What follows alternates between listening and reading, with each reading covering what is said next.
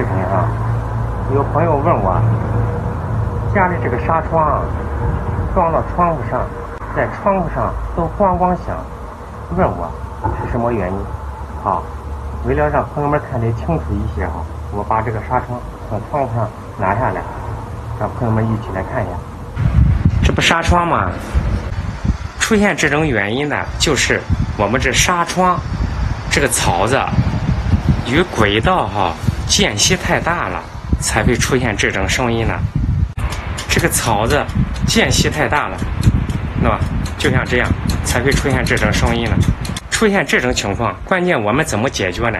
很简单，我们可以用这种塑料卡扣把这种情况解决了。比方说这个玻璃条就是纱窗的上口轨道，这是塑料卡扣。我们把这个纱窗装下去的时候，这样就没有间隙了。这个纱窗呢，它再也不会出现咣咣这个响声了，啊，因为没有间隙了。我们就把这个塑料卡扣往这个纱窗这个上口，看到吧？槽子里一装，上一颗螺丝就行了。这头也装一个塑料卡扣。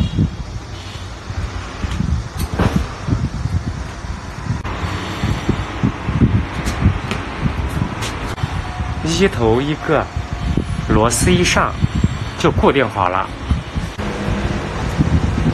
看着没有间隙啊，纱窗它再也不会出现响声了，朋友们知道吧？好看